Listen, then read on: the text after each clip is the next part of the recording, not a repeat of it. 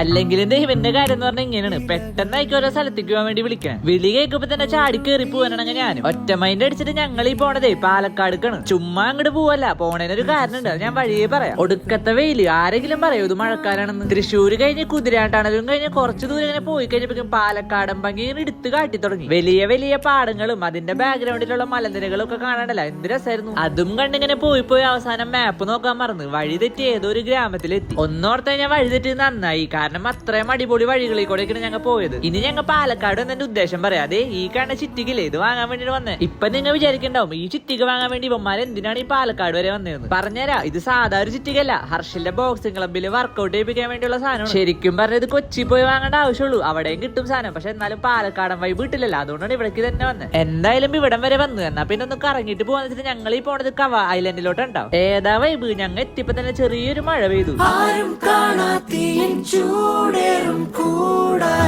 അങ്ങനെ കുറച്ചു നേരം ആ മഴയും കൊണ്ട് അവിടെ ടൈം സ്പെൻഡ് ചെയ്ത ശേഷം ഇറങ്ങാനുള്ള പ്ലാൻ. ഇതാരെ പോണേ KGF റോക്കി ബായ.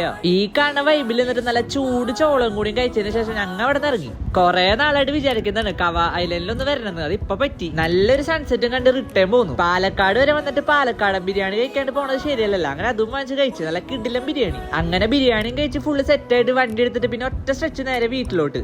അപ്പൊ ശരിയെന്നാ, ബൈ.